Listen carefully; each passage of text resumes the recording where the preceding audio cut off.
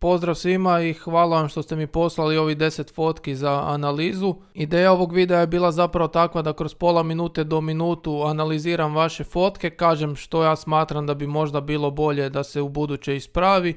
Idemo krenuti s analizom prve fotke. Kadar kao takav je stvarno lijep i pristojan, svi smo mi snimali ovakve fotke bezbroj puta, tako da smo i upoznati s cijelom tom situacijom. Međutim, prva stvar koja ovdje odmah upada u oko je ta što nam horizont nije ravan. Znači, to je nekakva stvar na koju obavezno trebamo paziti kod fotografiranja. Kao što ovdje vidimo, ako stavimo, na primjer, ovdje sad ove linije da nam bude ravno, vidimo da zapravo se ta voda izlijeva. A to je nešto što želimo izbjeći zapravo. Ono što mi se sviđa u ovom trenutku, a što će nam poslije predstavljati problem, je taj što ovdje imamo malo desno više prostora u smjeru gdje gleda labud. Međutim, problem koji će nam se sad tu dogoditi kad poravnamo horizont, znači odabrao sam crop alat i gledam ove linije da su mi ravne, evo ovdje mi djeluju sad ravne. Ok, kliknemo enter i sad problem koji imamo ovdje što smo stvorili malo nekakav tjeskobni osjećaj jer smo suzili s desne strane prostor. A to smo jednostavno morali napraviti da bi dobili sad ovakve ravne linije da nam je horizont ravan. I evo to bi bilo nekako moje, ajmo reći, najvažnije zapažanje kod ove fotke. Naravno da sad možemo ulaziti u nekakve detalje, analize i slično, ali to bi ostavio potencijalno za drugi put. I eto ukratko, dobar kadar, dobra fotka, ali da bi kadar bio još bolji trebalo je samo prilikom fotkanja poravnati horizont ili u obradi to riješiti, zato općenito nije loše kad fotkamo neke stvari i kad nismo 100% sigurni da li je nešto ravno ili nije, da čisto pofotkamo malo šire onda kadar, jer u slučaju ako ćemo kropat, ostaće nam opet dovoljno prostora s jedne ili s druge strane. Evo idemo sad i na drugi primjer, jedna klasična ulična fotografija, međutim problem koji imam s njom je taj što ona djeluje da nije oštra.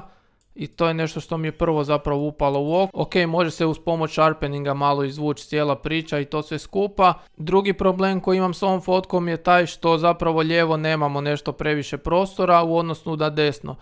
Desno nam je zapravo jako dosadan kadar, ništa se ne događa, nema nikakvih ljudi, imamo samo ovakve nekakve potencijalne linije za iskoristiti. Tako da možda nekakav, opet da se vratimo na crop alat, nešto osnovno da potencijalno iskropamo u ovako nekakvoj portretnoj varijanti.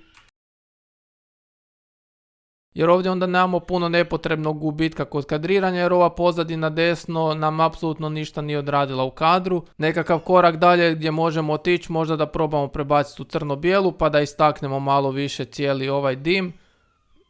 Zapravo je proces jednostavan, evo tu konvertiram u crno-bijelo. Dodam onda malo krivulja, namjerno da bude što kontrastnije. Ok, malo je pretjerano, pa ćemo to smanjiti. Onda opet dodam krivulje. Ok, i sad samo zapravo želim istaknuti ovaj dim što više, Ctrl+I da invertiram. I onda samo uz pomoć maske iskoristim ovaj dio sa dimom. I još prednji plan, zapravo ovaj asfalt nam je presvijetao. I evo ga, ovako ga isto uz pomoć krivulja možemo riješiti. Kažem, ovo sad neću ulaziti u analize kako, gdje sam koristio koju masku i to, ali evo samo da vidimo zapravo jednu i drugu opciju, kako nam što može funkcionirati. S tim da svakako ovdje ne bi bilo loše kropat da nemamo bez veze ovaj desni dio kadra. I ako kropamo već nam je zapravo zanimljivije. Evo prebacit ću ovu varijantu u boji jer ako vidite znači ovaj dio gdje desno imamo stvarno bespotrebne stvari. I ovdje sad kad smo malo kropali to, dobili smo ipak drugačiju priču. Evo nam i treći primjer. Ok, ova fotka stvarno kad ju prvi put pogledate, jedno što vam prođe glavom je wow, baš ima taj wow efekt koji nam jako puno znači. Ako idemo dalje u njezinu analizu, zapravo imamo tu nekoliko problema. Sad, pitanje je ko će vidjeti te probleme, nekakav like to sigurno neće primijetiti, neko ko se bavi fotkanjem će primijetiti. Prva i osnovna stvar, ova fotka nam nije oštra. Što sam uspio primijetiti, ona je snimana na Blendi 22, što zapravo koliko god je dobro za oštrinu, toliko se i dogodi to, ja sad ne znam točno koji je bio objektiv i slično, ali koliko god je to dobro za oštrinu, znači da računate da će se na f22 imati sve oštro, toliko je zapravo i loše jer onda loši objektivi često postaju mekani i onda ni ne možemo dobiti baš jako oštre fotke. tim da fotka je pofotkana na 1/4 sekunde. Sad ne znam da li je to bilo sa stativa, da li je fotkano iz ruke i slično. Općenito ako smo u ovakvim situacijama uvijek je dobro negdje prisloniti fotić ako radimo duže ekspozicije, jer iz ruke 1/4 sekunde jako teško možemo dobiti da bude oštra.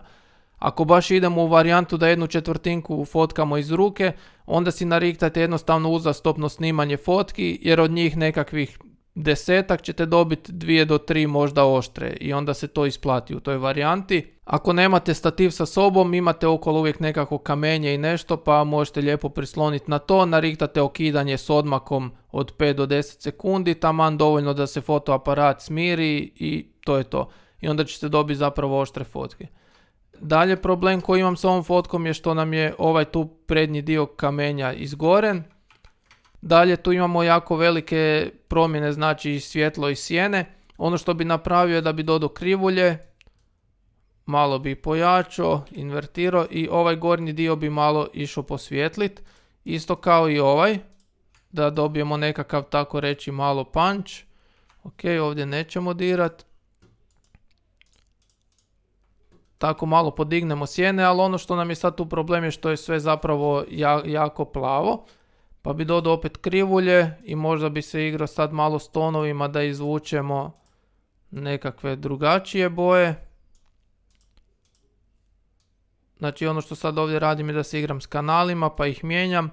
I sad vidite zapravo nekakvu promjenu koja nam se tu dogodila. Ovaj dio koji nam je gore bio plav, sad nam je nekako ipak malo topliji s tonovima. A ujedno smo i cijelu fotku zatoplili. Nažalost, iz ovog kamenja ne možemo izvući nikakve detalje, jer ako nemate ništa, ne možete iz toga dobiti nešto. Tako da, evo, kao što vidite, kad tu skroz potamnimo fotku, ne vraćaju se nikakvi detalji. Samo da to pokažem, možemo koristiti Sharpen da zaoštrimo klasično, ili možemo Other High Pass, što ja preferiram za zaoštravanje. Odaberem radijus nekakav do 5 piksela. I blending mod obavezno prebacim na overlay. I vidite sad kad upalimo prije i poslije koliko nam se zapravo fotka jako zaoštrila.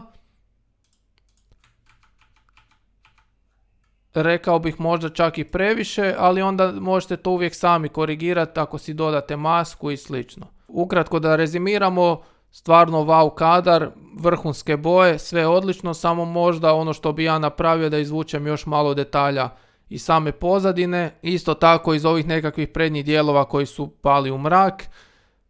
Poigrao bi se s ovim kamenjem koje je skroz izgoreno, probao bi vratiti detalje, odnosno ne mogu vratiti tu nikakve detalje, ali bi onda koristio clone tool, alate i slično. Idemo dalje, evo ga opet imamo nekakvu prirodu na kadru. Fotka kao fotka ovako djeluje dosta zanimljivo, ali opet ono što bih rekao to je nekakav klasičan snapshot, znači nekakva usputna fotka. Ovdje isto u pitanju duža ekspozicija, brzina iznosila 1/5 sekunde, blenda nam je bila 25, sad ISO je bio 100 i ne znam da li je to pofotkano opet iz ruke ili sa stativa, ali nekakav problem koji nam se opet tu stvori je što jednostavno nemamo nekakvu oštrinu kakvu bi očekivali u toj priči. Možda su slapovi stvarali nekakve probleme ili je puhao vjetar pa imamo pomake lišća i slično. Ali kažem, fotka kao takva stvarno djeluje dobro. Ono što možda tu vidim je da bi mogli malo horizont poravnat. Ali to opet vi najbolje sami znate kad ste na terenu i kad fotkate da li je nešto bilo tako kako sad izgleda na fotki. Možemo opet malo podići s krivuljama određene dijelove, čisto da izvučemo nekakve detalje.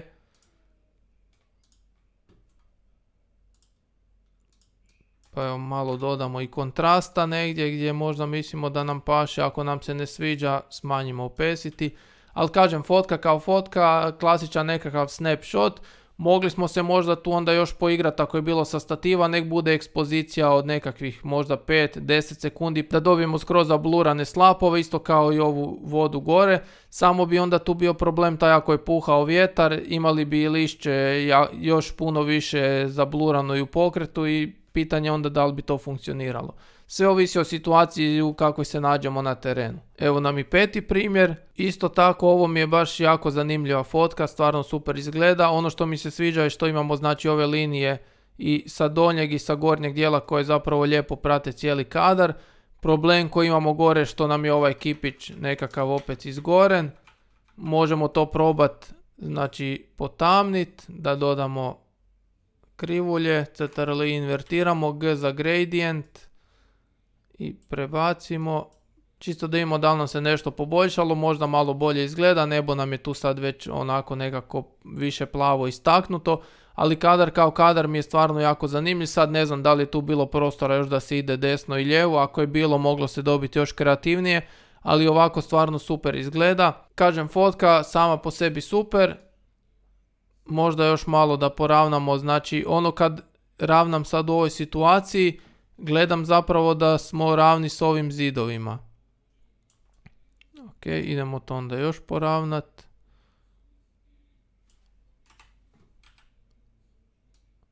Evo sad je to možda malo već bolja priča. Samo što smo dobili sad tu problem što nam je gore kipić odrezan, ali kažem kad fotkate jednostavno dajte malo više prostora, malo veću širinu, ne preveliku širinu da ne dođe do prevelikih distorzija, nego tek toliko da si u glavi posložite ako ćete morat nešto ravnat, da vam se ne odreže važan dio fotke. Evo isto tako jedan zanimljiv kadar, ono što možete ovdje primijetiti zapravo da osoba koja je fotkala ipak malo pridavala pozornosti da nam je horizont ravan. Isto tako ako usporedimo, znači vidimo tu nekakvu kućicu, vidimo da je to sve skupa s tehničke strane ravno i to je nešto što mi se sviđa. Ovo je nekakav klasičan kadar koji svi smo, kao što sam i rekao s onim labudom i sa fotkama poslije, svi smo to snimali jako puno puta. Jedino nekakva stvar koja ako malo analizirate fotku padne u oko je taj što osobi iz glave vire ove grane. Sad da li se to moglo izbjeći ili nije, to je naravno u tom trenutku kad se fotkali, ali općenito u svim tim situacijama treba malo paziti ipak da osobama ne vire nekako preočito neke stvari iz glave. Jer ovdje nam je zapravo lijepo popunjen i taj prednji plan, je da je asfalt i da nije na njemu sad ne znam šta posebno, ali nekako lijepo okupira kadar, srednji plan koji nam čini glavninu i pozadina, znači stražnji plan koji je opet jako zanimljiv, imamo tamo nekakve veslače, imamo ptice u letu ili u vodi, sve skupa jako lijepa priča.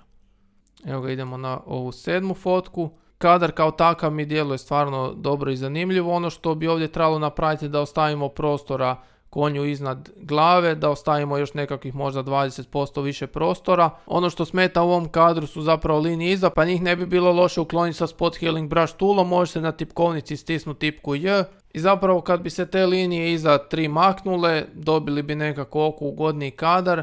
Još bi tu mogli onda podići malo svjetlinu kod konja na ovom dijelu prednjem gdje mu je glava, poigrati se malo sa travom da bude kontrastnija i to je to. Evo ja ću vam sad samo brzinski pokazati kako bi to možda napravio.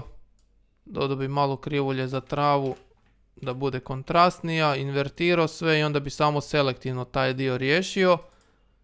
Isto tako bi gore kod konja malo posvjetlio kao što sam rekao glavu. Ovo nisam sad 100% precizan, ali razumijete zapravo cijelu priču. Onda bi ove dijelove malo ipak riješio da se ne presijavaju oko konja. Ok, dodao bi možda još malo kontrasta. I išao bi prema toj varijanti da bi dodao opet krivulje da dobijemo nekakvu topliju fotku. Evo gledajte samo promjenu što sam išao na plavom kanalu. Znači na plavom ako idemo skroz gore dobit ćemo normalno kao što plavi kanal kaže dobit ćemo plave tonove. Ako idemo tu skroz prema dolje dobit ćemo nekakve toplije. Evo mala promjena, možemo vidjeti isto sa crvenim tonovima. I sad smo zapravo za cijelu fotku koja je bila hladnija gdje su dominirali nekakvi plavi tonovi došli do toga da imamo toplije, žučkastije tonove. Sad, na vama je što vam se sviđa. Ali evo, kažem, kadar kao takav zanimljiv jer ostavljeno je dovoljno prostora konju, znači u smjeru u kojem se on kreće, tako da je to super. Ali svakako je kod fotkanja trebalo ostaviti više prostora iznad konja i u obradi kažem da maknemo ove linije i vidimo dalje da li ćemo se pozabaviti s ovim nekakvim ostalim detaljima. Evo nas na 8. primjeru. Jako lijepo centrirana fotka, inače nekako pravilo je da se izbjegavaju centriranja fotke, odnosno da nam je glavni subjekt u centru, ali ovdje to naravno jako paše. Možemo uvijek provjeriti znači za horizont, ali vidimo ovdje zapravo da je ravno. Sad da li je to bilo na terenu automatski poravnano ili da li je već u nekakvoj mini obradi poravnano, ali evo ovdje kad gledamo sve izgleda lijepo. Ono što bi tu bilo dobro napraviti je da podignemo prednji plan fotke, da posvijetlimo to sve skupa.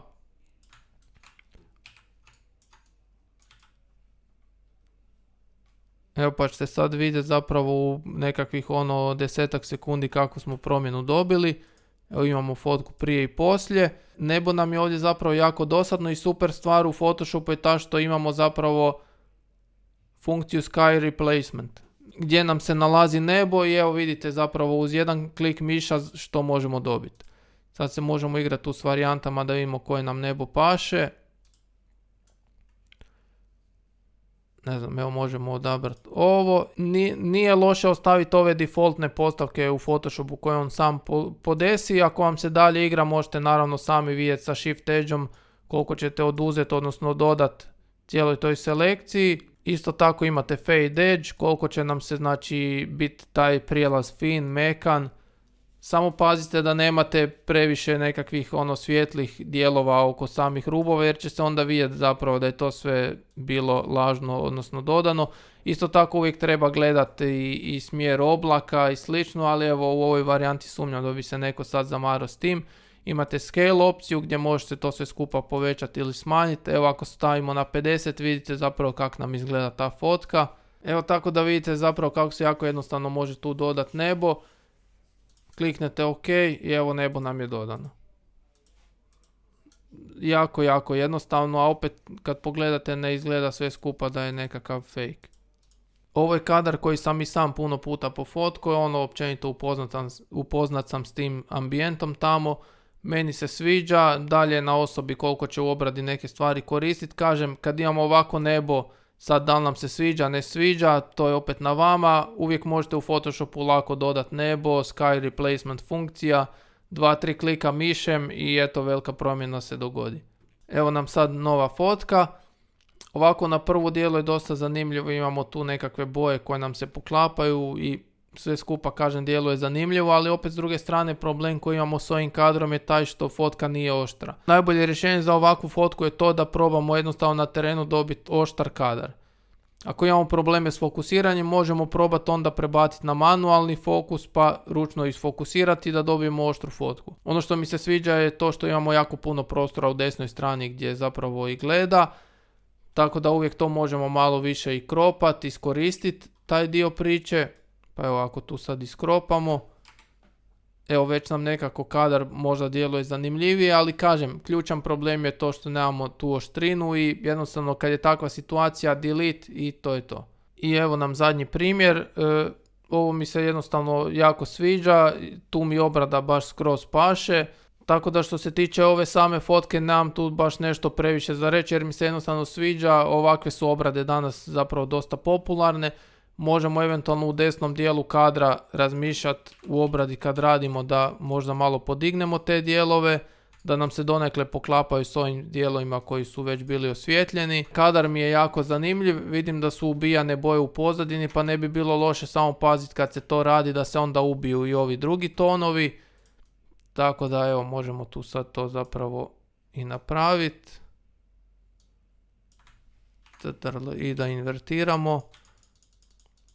To su čisto nekakve sitnice na koje potencijalno treba paziti jer ako već nešto radimo treba onda napraviti to što kvalitetnije. Sad ne znam za ovaj gornji dio da li je osoba htjela da bude tako u boji ili ne.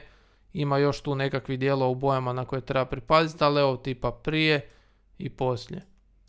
Evo nadam se da vam se ovaj video svidio, ako imate nekakvih pitanja, prijedloga, komentara slobodno stavite dolje. Nekakva ideja potencijalna je ta da i fotke probam detaljno obraditi od nule do samog finalnog proizvoda. Ovdje sam prolazio samo da vidite neke od tih alata koje možemo iskoristiti. Sad možda vam se to sviđa, možda vam se ne sviđa, ali glavno da znate da imate te alate na raspolaganju. Hvala svima na pozornosti i prvenstveno najveće hvala onima koji su mi poslali fotke za ovu mini analizu. Ništa, evo ja sad i ovaj video prekidam obzirom da i malu bebu treba kupat, tako da je to trenutno prioritet nakon svega ovoga. Eto, hvala vam pa se čujemo, bog.